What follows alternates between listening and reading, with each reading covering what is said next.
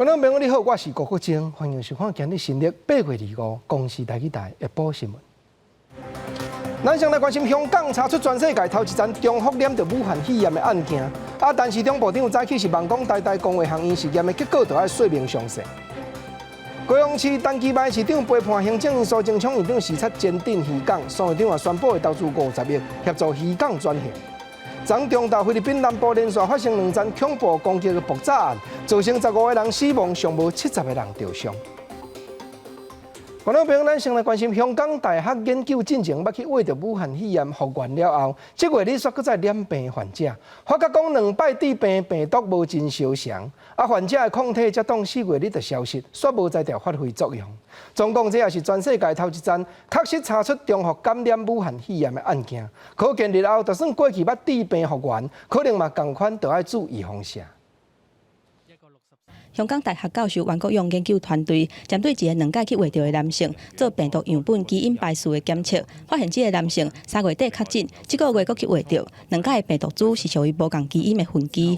研究团队认为讲，这个男性4月中复原的时阵，体内产生抗体，不过抗体4个半月以内就消失。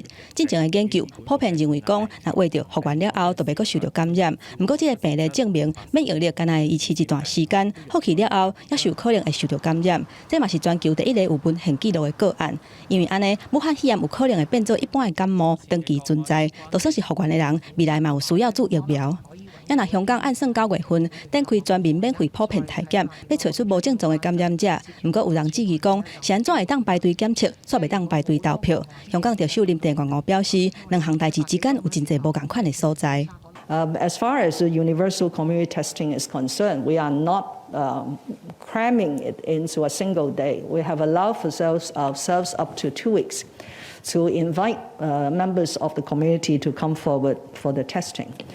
Secondly, we are going to do an online booking system. So preferably we will not be seeing crowds or long queues. 林郑月娥认为讲，安尼比较是较无理性，嘛讲香港日时公布新增加9个确诊，是7月中以来头一届出现高于20个以下的确诊，呼吁市民爱保持耐心。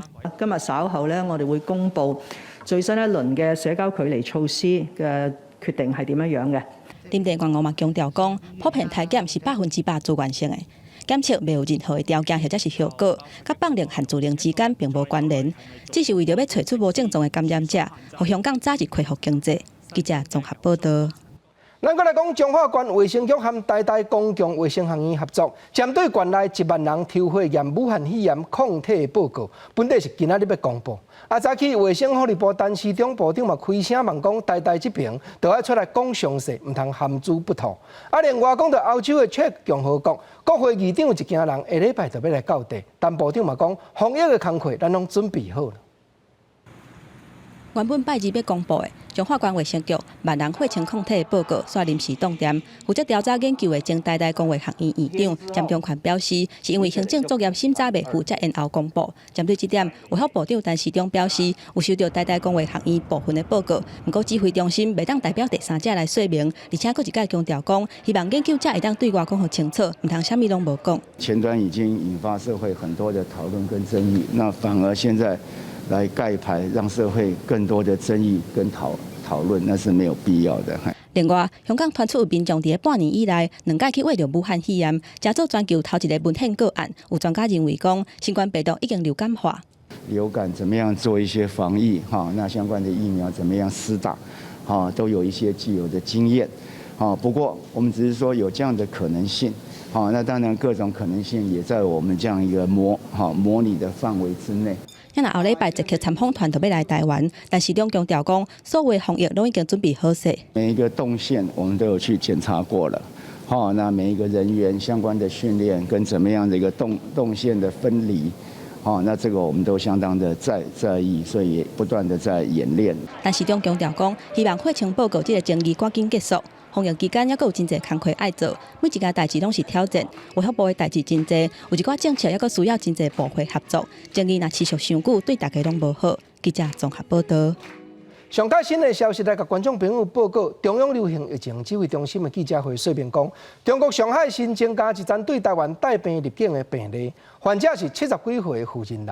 目前咱这边已经列出33个和当事人较有直接的对象，其中14个当验出来拢无病毒。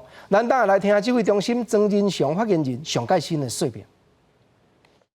大家询问就是上海新增了一例在当地检验阳性的个案，那这个个案是我国的这个70几岁的女性啊，那她独居，在8月15号出境到上海啊，那我们在从24号就有接到陆方的一个通知，然后她在台湾的友人也主动进线告知说，有跟他有用餐的接触了哈，所以我目前已经匡列了33位的接触者，那也采检了其中的14位，那这14位我们已经做了这个核酸检测都是阴性，前一个在上海的那位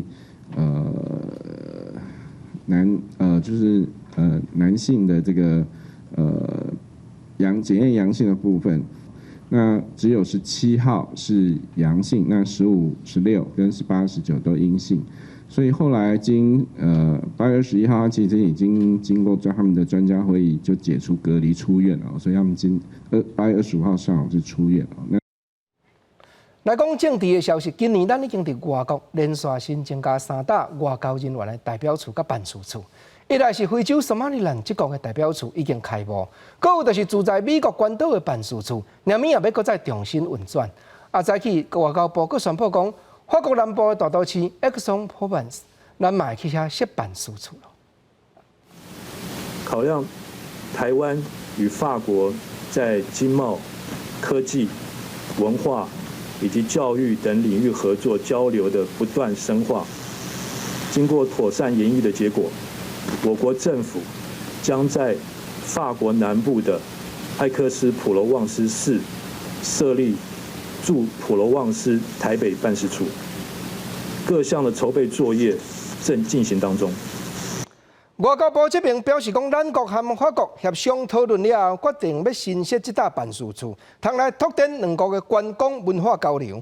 这也是咱伫法国首都巴黎代表处以外，搁加新设出来的办事处。总是详细开幕的时间、处长的人选种种，但是也在安排。另外讲到台北市美国商会有风声讲会可能改名，或者台湾美国商会，外交部是也无回答甲说明。早起，蔡英文总统接见今年度的模范劳工，讲台湾对动传染症的成果这么好，功劳是济劳工的付出。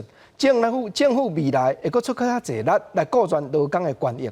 这2日马英九前总统列话攻击蔡总统对待中国的态度，但行政院苏贞昌院长也打出来讲，都捌做甲一国的元首，哪会说讲迄款话咧引起人民不安呢？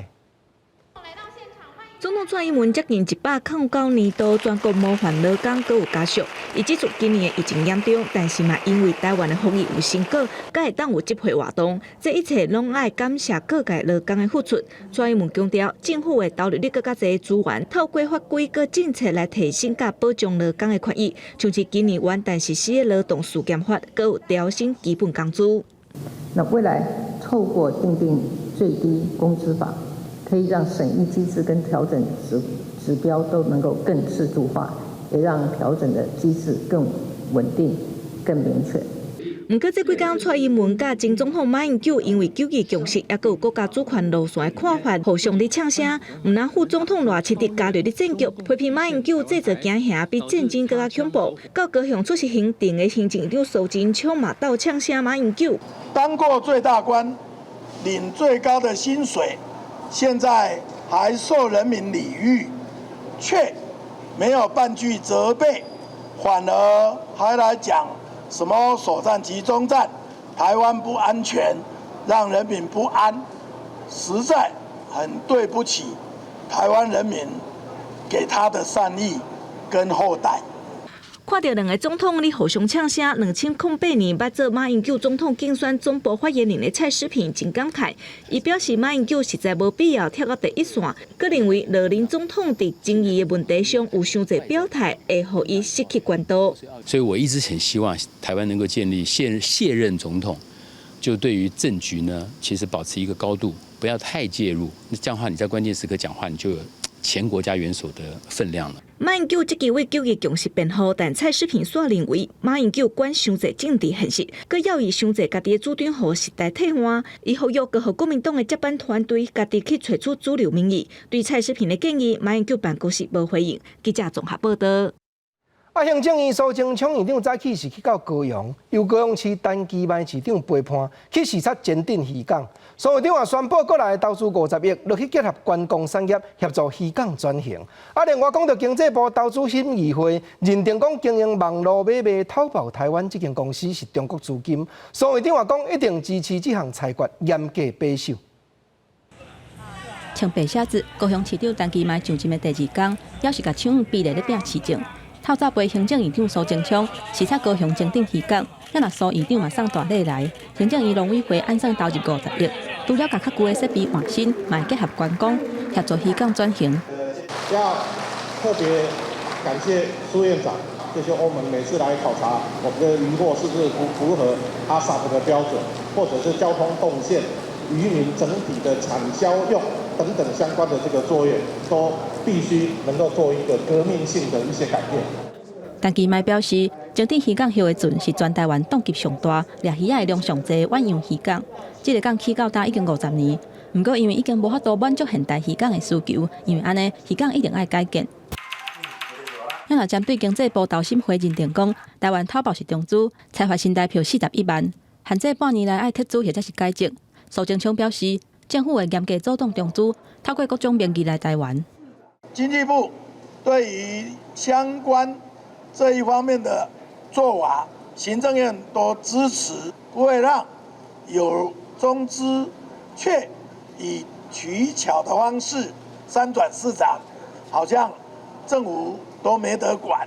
另外，针对中华关血清抗体检测的结果，苏贞昌呼吁民众，台湾防疫的成果，各界是拢看了真明，希望全国会当同步照中央流行疫情指挥中心的指示来防疫，唔通有其他个人的行为，大家做伙甲防疫做好。记者综合报道。来看下国防部早起宣布新研发出来偏好 CM343的自动机炮步兵战斗车，目标要生产305架，投资的经费有278亿。另外因为中国的解放军的飞机再三飞进来扰乱，军方也会换派 F-16战斗机去镇守平湖。佫有东沙岛和太平岛迄边，咱也会派出无人侦察机瑞妍过去遐加强戒备。国军甲中科院联手研发的 CM343机炮增步战斗机，配合甲欧美国家轮型战车的共型联炮，伫汉光演习展现滩岸舰敌的火力。国防部公布产值报告，目标量产305台，今年10月11日会分别完成30台到18台的产值，投资国内产值278亿。面对台海情势升温，国军加强戒备，传出改派 F-16战机驻防平湖，加争出6分钟的空防时间。关于兵力的运用以及这个配置因为涉涉到我们的一个作战的规划，那不便在这边做详细的说明。对攻击一直扰台，南过台海中线，弄伫南国的防空设备区，国军强调会严厉监控，秉持攻击那接近，那积极处置的原则。不过一旦情况紧急，像发现敌机后壁还有机队，空军作战指挥部不排除向国防部申请第1级的战斗准备。比如说已经遭受到攻击，那么我们在这个判断上已经确定他对我有明确的一个攻击行为或者是威胁的时候，我们就会来评估行使自卫权，并且在获得授权之后来执行。共军伫南海的军事一直有动作，基向东沙岛的意识真高。国军证实，根据南海政策，头一摆派遣瑞渊无人机进驻南海岛时，分别伫东沙甲太平岛。部署瑞渊无人机，也毋过无讲出数量。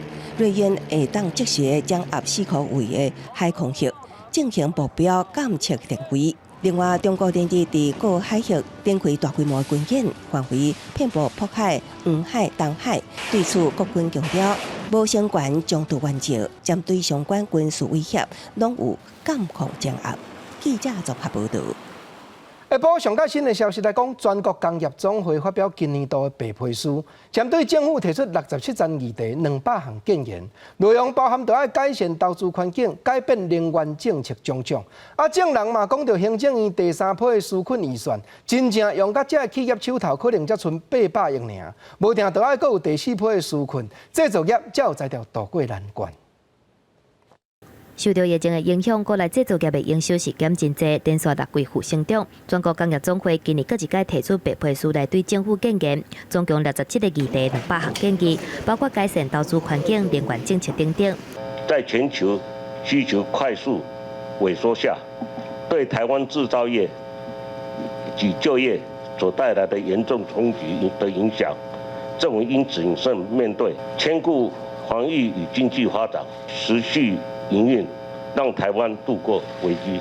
针对最近美中对立继续加强，产业渐渐脱钩，台湾半导体业嘛面对无够强恢复发挥，建议台湾来施行的民生产业非战略性的唔通选边站。工作嘛预测美国总统大选了，无论是川普还是拜登当选，对中国的政策变化无大，反中的情势嘛是同款。对中国的政策其实是大同小异的。如果拜登当选的话，应该会好一点，但是要扭转现在已经川普造成一种民族意识跟反对中国一个思想，把中国当成一个是间谍来偷窃资料，这个东西硬的就打入很多美国的一些人民的心里面。工总建议政府纾困3点控就伫要开始，毋过纾困金额完全无够，认为政府的资源应该要把钱用伫咧要紧的所在，协助受创真严重的企业渡过难关。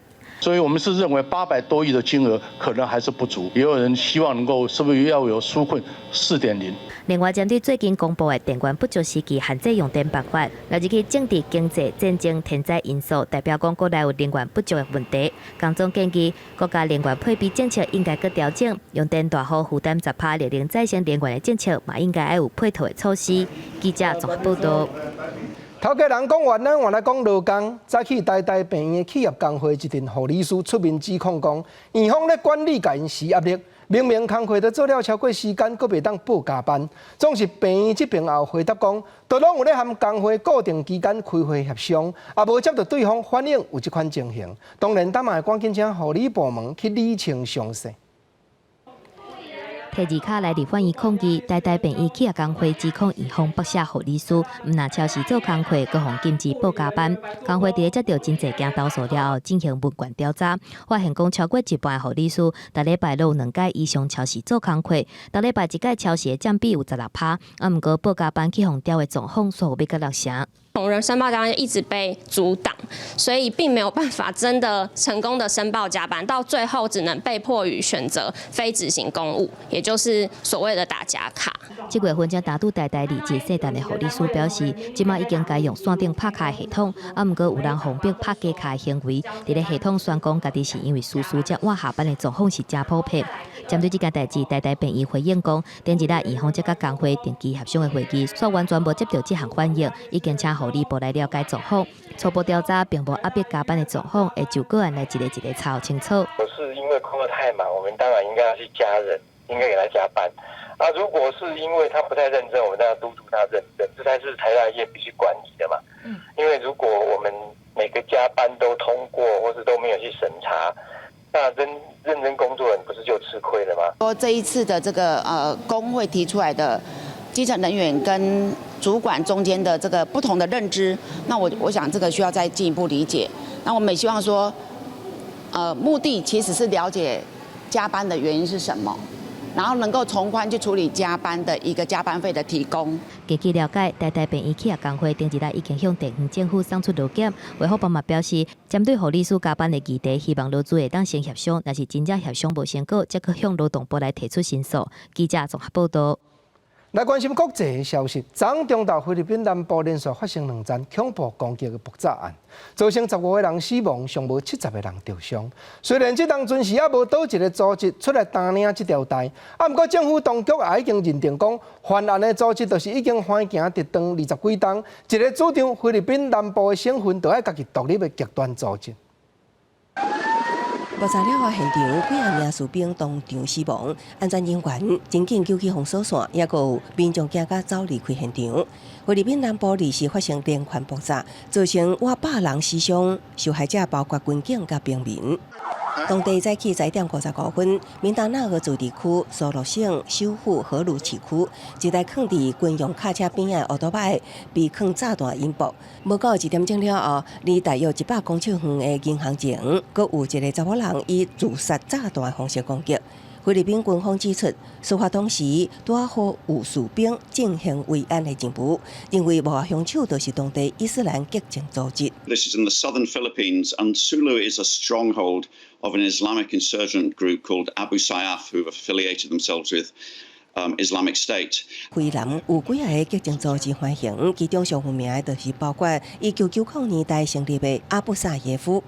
被联合国列为恐怖组织，而且效忠盖达加伊斯兰国的阿布萨耶夫，当年伫民达纳河争取独立，以极端的方式，包括绑架加炸弹攻击，表达诉求。当局为此派遣数百名的军力驻守。Husband and wife from Indonesia blew themselves up in an attack on the cathedral, and again, the same technique was used there. That couple was said to be associated with Abu Sayyaf as well. So, sadly for Holo, it isn't the first time that they've witnessed this sort of carnage. 目前也无组织承认犯案，也毋过当局显然将目标指向阿布萨耶夫的报复攻击。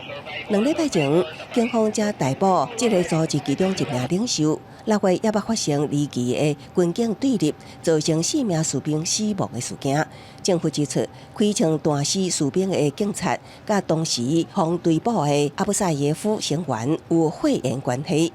执法人员甲恐怖分子的关系真复杂，也造成菲律宾打击菲南恐怖势力真困难。记者综合报道。咱话来讲，武汉肺炎拖了真严重的墨西哥这国8月24开始实施电视转播的教学，就是国内3000万的对4岁到18岁的学生囡仔，暂时间会当踮厝内看电视上课。因为安尼生，真侪家长拢无爱阁负担私立学校的学费，规气甲囝儿转学去公立学校。按算起来，近来转学的人数有200万人这么多。墨西哥新冠疫情严重，几啊千万囡仔20时正式开学，也毋过因毋是转去学校，是伫咧厝内透过电视开始因新学年的课程。这项计划是政府甲国内4大电视业者合作推动，互全国3000万名4到18岁的公立学校学童，利用电视机学习，配合时程上课，一直到疫情转好，会当转去教室为止。Es una opción que nos están dando, la verdad yo siento que no es la mejor opción, pero pues ahora sí que con todo esto de la pandemia no hay otra alternativa, ¿no? Entonces, pues a empezar a adaptarnos.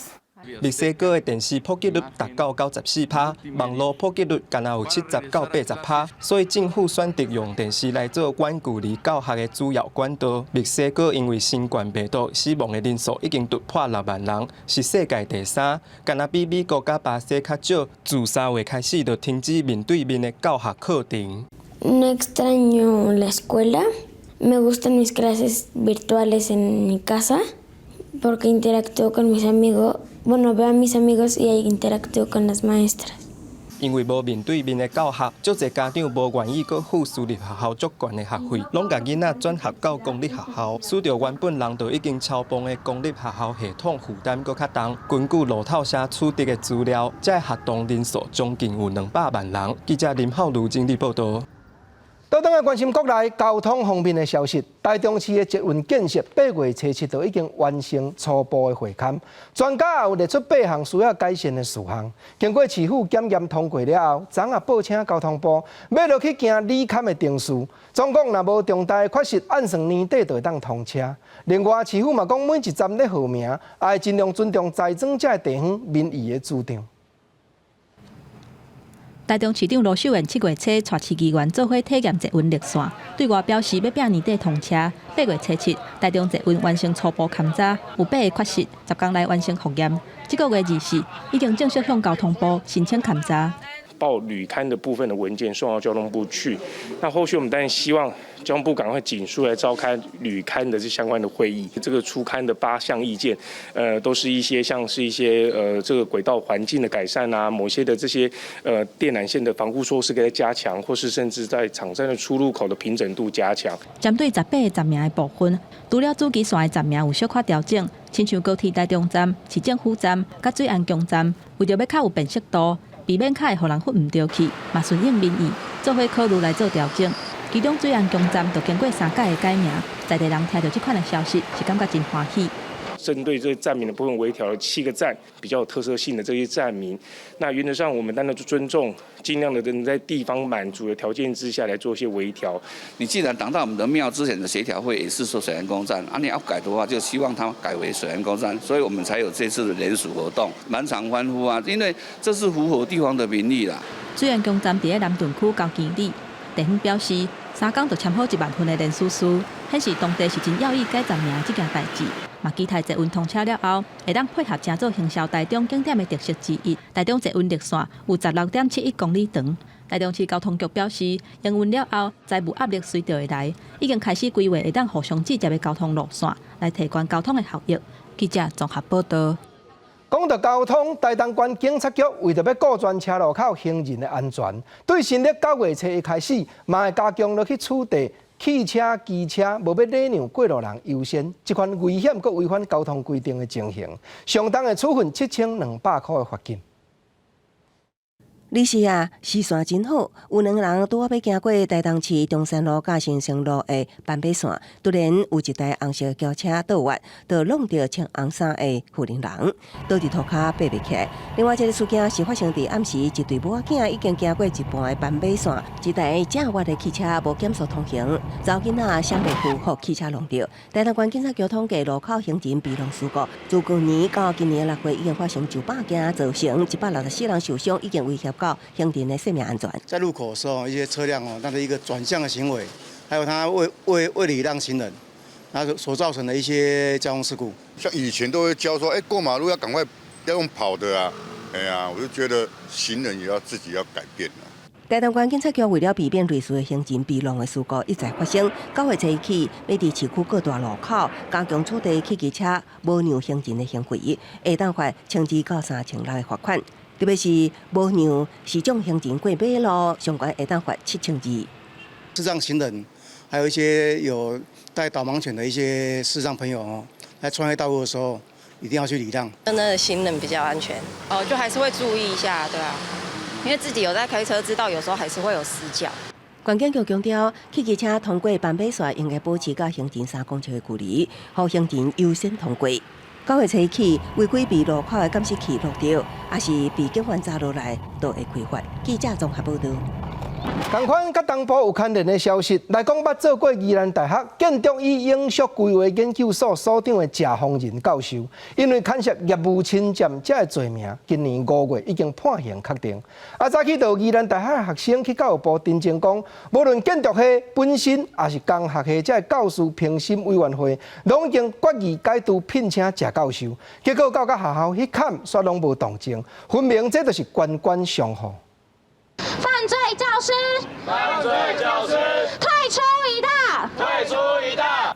因为7月中捌向学校抗议无效，宜兰大学学生会转向教育部订正，控诉学校暗号建筑和影像规划研究所前所长谢丰仁根本就无适应。宜兰大学的学生毕业后学习到的是侵占公务公款、修改公文，是一件能被接受的事情吗？学生会表示，谢教授在106年5月和7月捌牵涉业务登记不实和业务侵占。宜兰检方去年4月查案结束起诉，后部下诉和移诉教评会通过解任。行政组调查小组确认违纪。今年5月，谢教授认罪协商，宜兰地院分别判3个月和1年的有期徒。不过，行政教评会是强势表决，所以佮退回案件，要重新审理。我们不愿意见到台湾高教环境成为藏污纳垢、观光商户的庇护所。我们想要问教育部，作为最高教育主管单位，放任国立大学滥用大学自治，你要不要管？其实教育部已经在今年的8月12号有再度发函给宜兰大学，那请学校的校教评会，这边应该是依照我们教师法的规定，来确实审理此案。那要尽速办理完毕之后，函报本部。教育部表示，已经发文给学校，要求教评会赶紧办理。那教评的定数违规，就会提出纠正。不过，宜兰大学学生会这期，去年教育部就已经发文6回，学校的目的就是要拖时间。这回再发文，唔知搁要拖到当时。记者综合报道。来关心观光旅游的新闻，台南市是通台湾观光工厂上界济的县市，计共有24间。近来歇落期间，传染症咧团流有较平静，搁再配合市府推动落去。目前统计起来，一间观光工厂平均1月你来参观，拢超过1万人。干那歇落这2个月，这旅游场所的总营业额就超过1亿，有影是真可贵的大月。台南的观光工厂内底，民众唔但有食米通食，而且阁会当佚佗，还阁有买物件行程。休热期间，拄着国内武汉肺炎疫情登场，台南24间观光工厂，干那休热这段时间，总营业额就超过1亿。就是特地来台南，那这边是顺便有这个点就来看一下。对，那从就是政府开始实施开始到目前为止，我们的振兴券跟易放券已经回收了超过100万。对，那游客成长的部分呢是成长了30%，那我们营业额部分是成长20%。真正受到疫情的冲击，台南市观光工厂人客数量还有业绩甲英国比起来是老倍3-4成。最近台南市经发局调查现况了后，盘点各间的优惠方案，整合了后透过电商平台来推销行销，佮加上疫情等候，民众较想要出门，伫咧振兴券的加持之下，电动业绩成长增加2倍。全国最多的这个观光工厂在台南，好，就每一个观光工厂的平均数进账的这个部分哈，那所以整个这个纾困的这几个月加起来呢，我们已经营业额破亿哈，这个也是一个非常好的消息。后续台南市府经发局嘛特别根据各间观光工厂的性质，整合4科位的景点甲资源来诱人气。另外，台南市政府嘛推出31间厝来抢3倍券，还有观光旅游的市场。那是今年消费的总金额超过去年的20亿8千万，会搁加价来送1间厝。记者综合报道。今仔日7月7，传统台湾的民俗就是咧拜七娘妈。来看新竹这边历史已经200几年的德莲寺，是北部唯一一间当年都照顾咧甲信众做16回的庙寺。规站的过程一来软脚骹，二来就是烫汗，这拢代表讲16回的少年家从此就真是做大人咯。软过七娘妈脚骹，再个由时大帮忙烫过，这就是旧历7月7，七娘妈生日这一天所举办的成礼仪式。完成仪式了后，也代表家己已经当大人啊。自己已经成年了，就是已经有一些事情要自己扛好，好多不是交给家人来做了。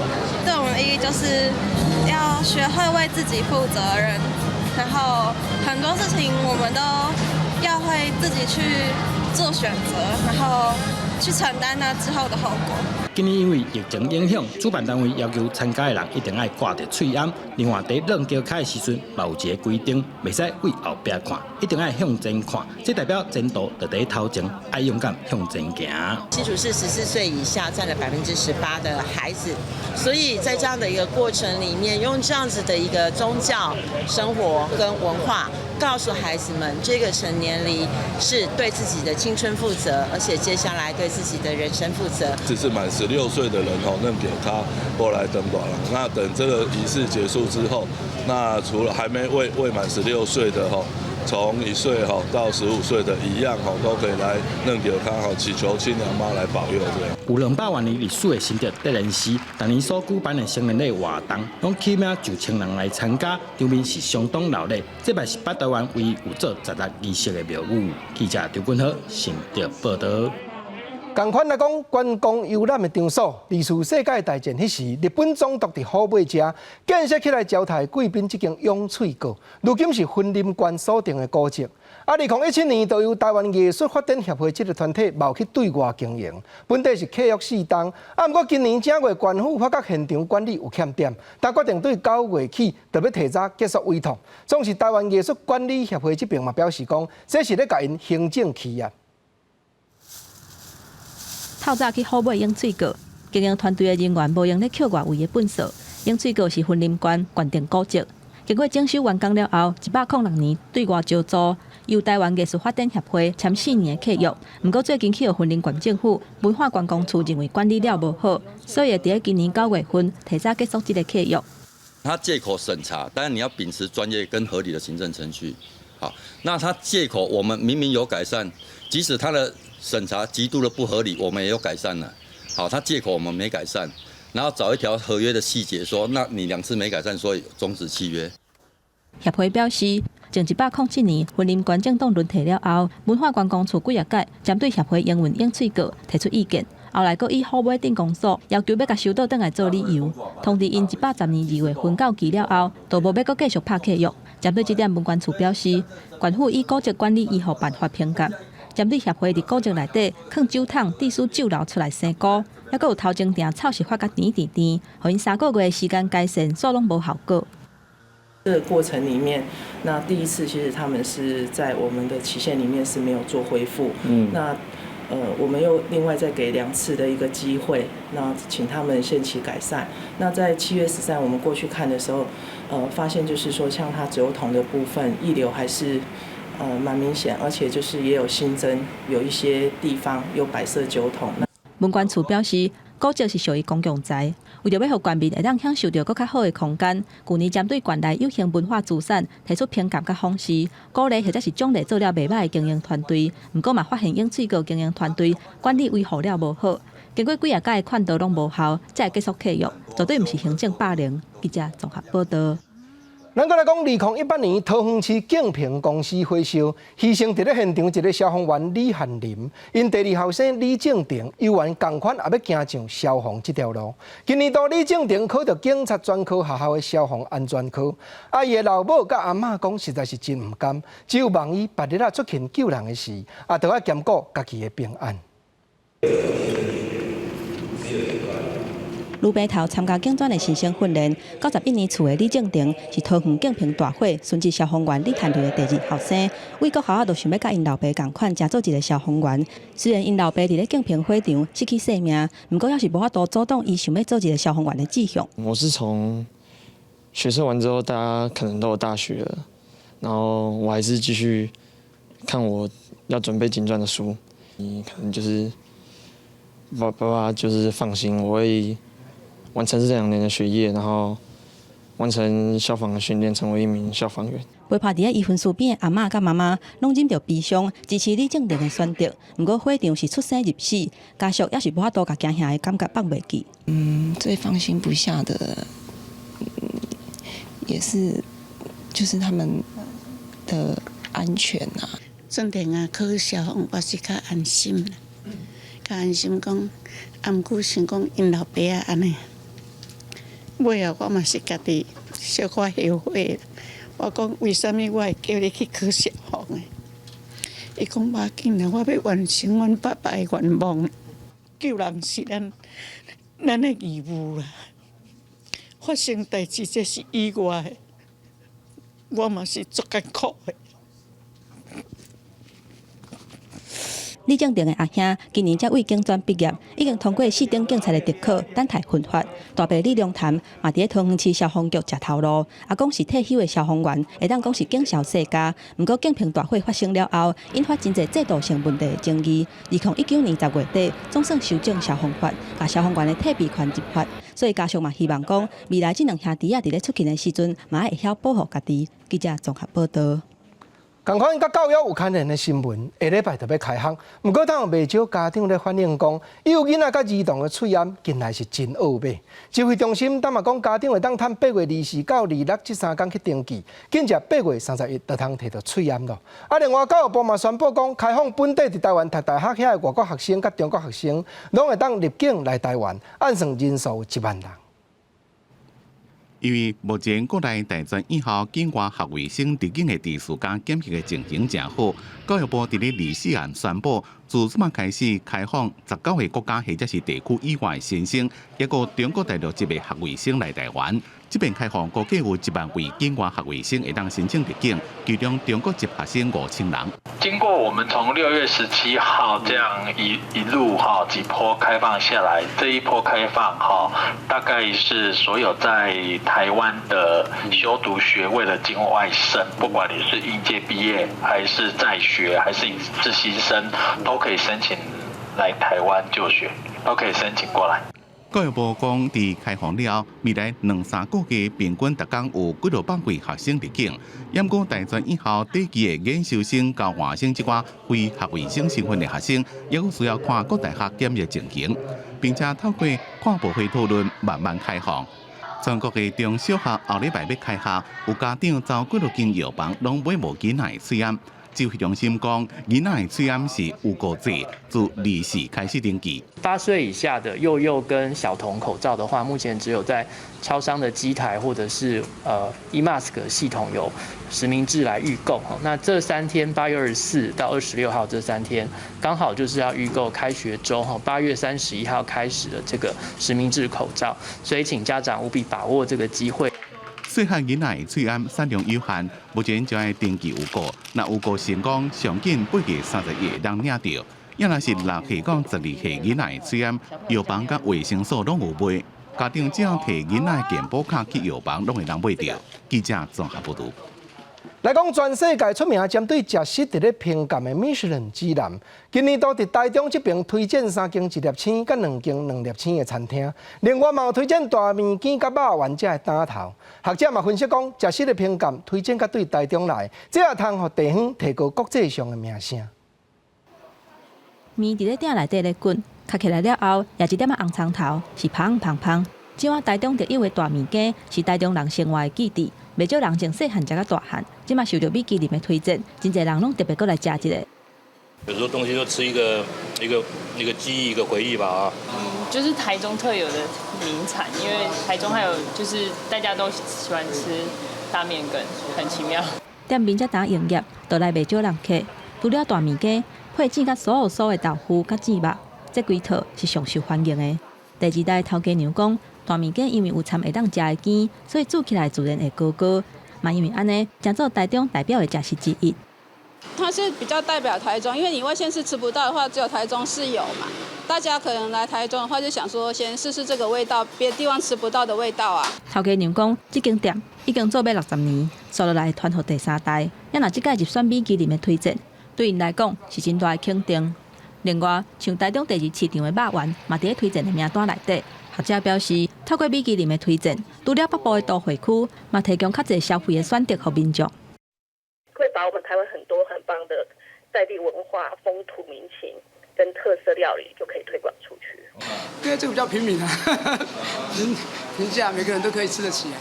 学者认为讲，米其林毋但较全面，嘛会当看出在地的特色，提供给民众无同款的选择。而且袂少民众认为讲，除了伫星级的餐厅以外，同款会当用实在的介绍。食到有水准的料理，嘛是真大的享受。记者综合报道。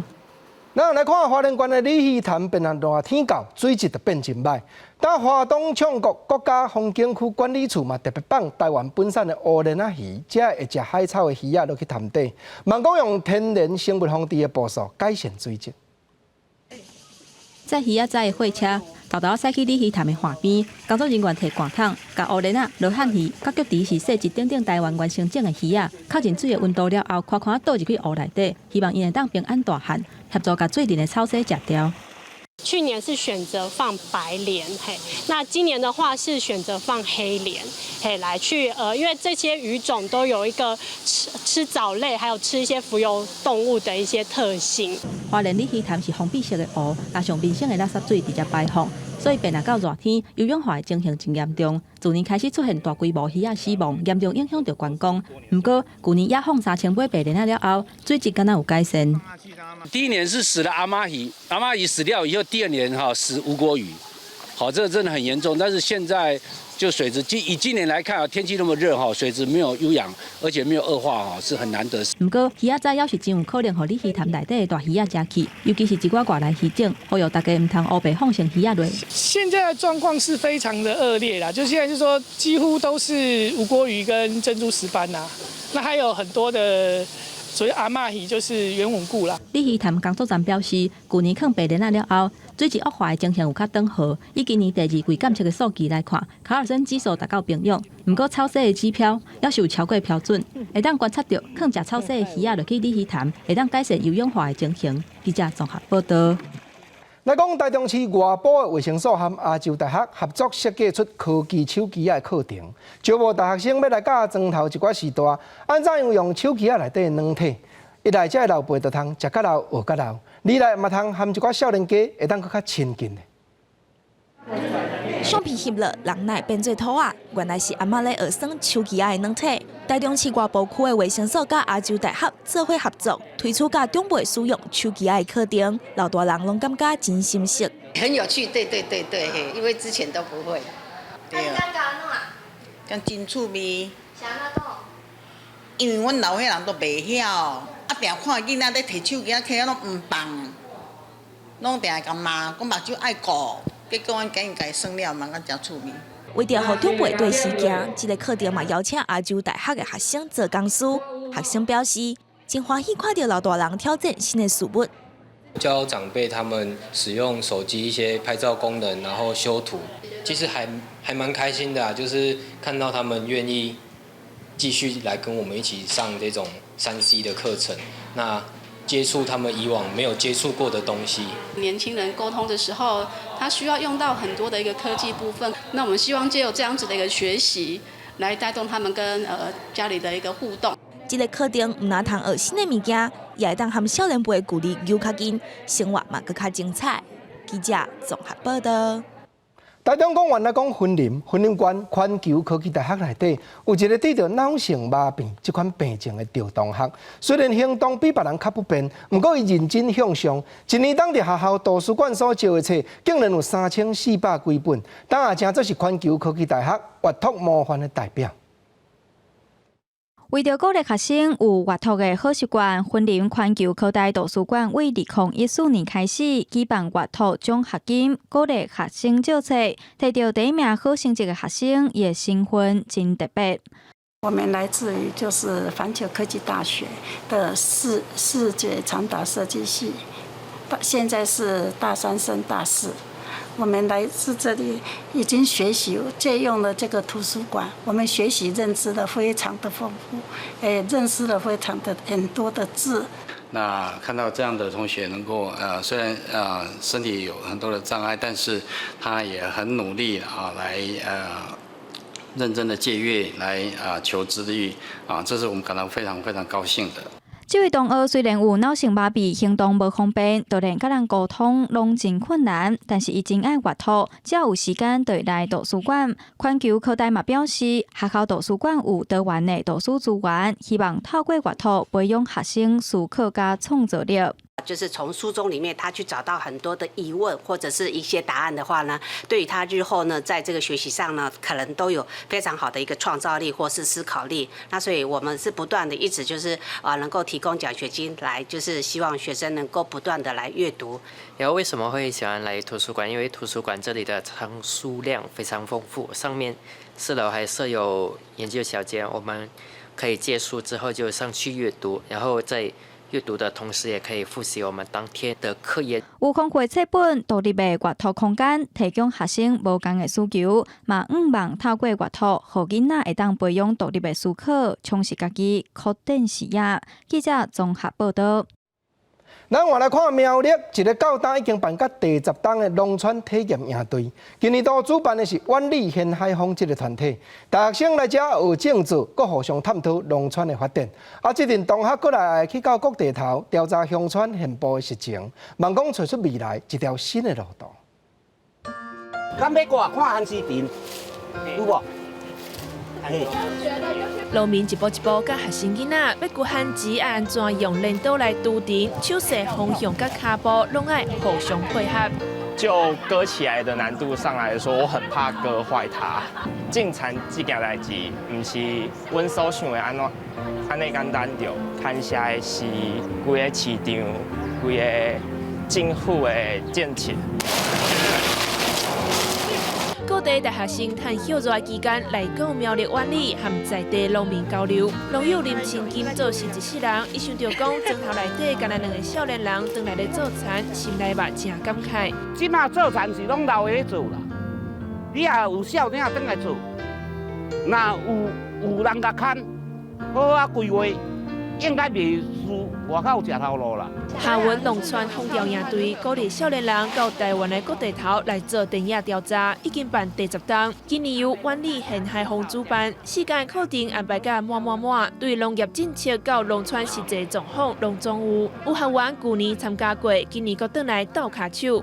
学好学到就是一寡找物件，真正来到农村去看的。看因咧是安怎咧做，迄是感觉是真正是无共。想要伫在地做这个议题，要安怎去深耕，安怎去做调查。其实阮是咧对因咧学生活，要安怎互咱家己有法度了解讲即个故乡的价值。阮嘛希望讲，敢若播送一寡种子，因拢有新的视野去看待台湾的农村。2018年，一群少年人做伙种钱，伫湾里开设献册店，望一手献册，一手编图，成做在地公共事务讨论的平台。在地囡仔当故乡关心农村事，找出一条未来的路。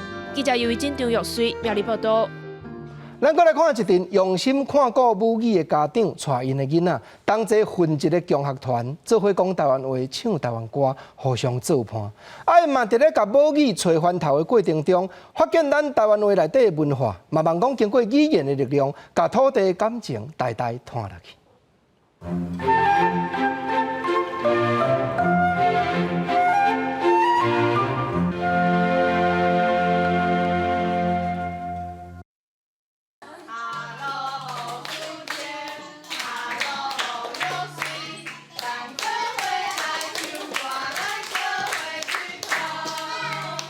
用热情的歌声欢迎记者，而且不管是大人也是囡仔，讲的拢是台语。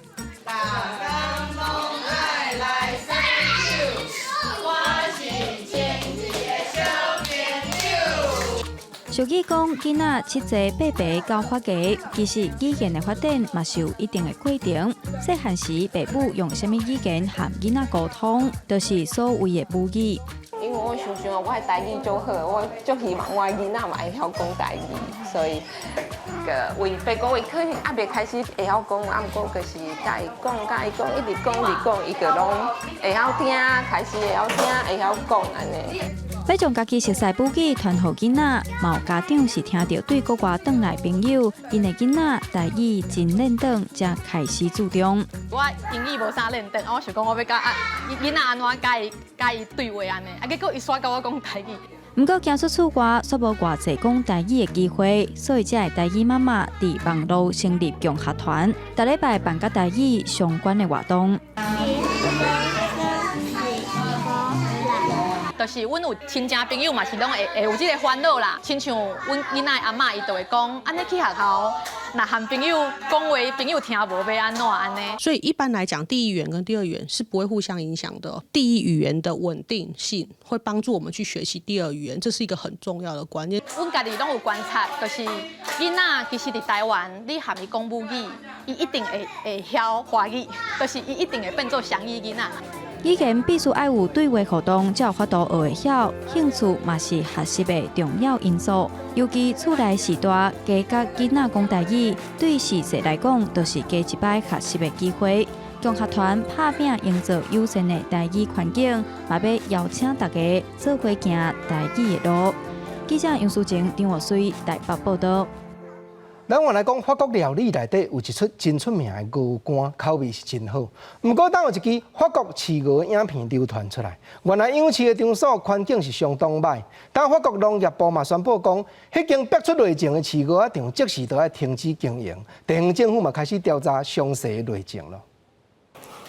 真侪鸭，互人关伫咧笼仔内，拢无法度洗身。有一只徛伫咧笼仔外的鸭，规身躯乌麻麻，正垃圾。动物团体 L21处20公布法国西南部一间生产肥管的鸡鸭场，看内面的环境就让人起鸡母皮。Cet élevage atteint des sommets dans l'horreur. Les canards sont enfermés dans des cages qui sont en train de s'effondrer. Le sol est recouvert, et je suis désolé, je ne trouve pas d'autres mots, recouvert d'une épaisse couche de merde. 伫内面涂骹拢是屎尿，也个有死去已经烂去的鸭的尸体，加真侪蛆，气味互人闻到就想要吐。动物团体讲，影片是这个月翕的，批评这个养殖场是有史以来上恶质的。因公布影片几点钟了，法国农业部就甲这座养殖场关起来，当地政府也开始做调查。这部影片也鼓互人讨论是毋是应该食肥肝。肥肝是法国传统的美食，一般拢是用鹅肝来做，不过成本较悬，怎么大部分拢用鸭肝。对鹅甲鸭强制灌食的，互因的肝变肥，真无人道，一直互动保人士批评。怎么法国有养殖场讲，应用人道科学的方式，互鹅甲鸭的肝自然变肥。英国、芬兰、波兰等国家也禁止生产传统的肥肝。美国纽约本来肥肝的市场真大，不过去年底通过法案，2022年开始禁止卖来自强制性饲养方式的肥肝。记者综合报道。下半部天气变化相关，咱来看各地头详细资料。今日台北、新北、桃竹苗32度到37度，台中、彰化、云林、南投、嘉义29度到34度，台南、高雄、屏东29度到33度，宜兰、花莲、台东31度到36度，金马、澎湖29度到35度。感谢你收看下晡新闻，明仔下晡3点咱再会，多谢。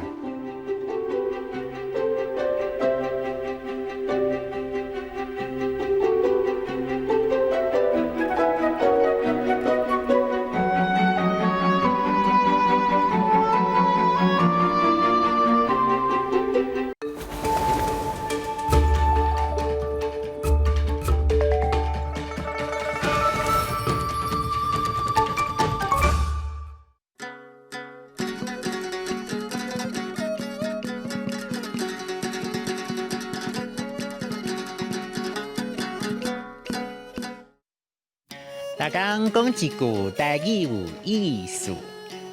大家一句的观众朋友，大家好，我是金蕉。大家拢知影我的四界算嘛真爱出国。咱今仔日要绍介就是去外国，早回转来国内卖走水。走水汉字写做走水，罗马字写做子奥走，子尾水。走甲水拢是第二条。台湾是海洋国家，四边拢是海。自古以来，国际贸易就一直真加野，加野就是生意真好的意思啦。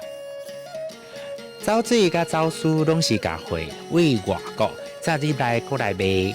不过两种方式无啥相同。走私是违法的，有时较大尾的，可能就会甲海产挂钩。若走水，就是过去有一寡人会靠因特殊的背景关系，去国外买物件转来卖，因为毋是透过正式的进口证书，通常量会较少，有时嘛会软法律芳，毋免扣税，介绍加真俗。透过走水买转来的物件叫做水货，也是走货。靠走水趁钱的人叫做走水客，也是走水贩仔。来哦来哦，要买手巾仔就来遮紧，遮的货绝对上头顶。姊啊，你唔通搁伫遐变，水敢唔知影要安怎敬心？这吼1000唔免3条，算你500就好。过去国际上交通也无遐利便，想要用水货，拢着去港口附近的委托行。当穿的时，还未开门吼，外口就摆几排啊，生意是真好呢。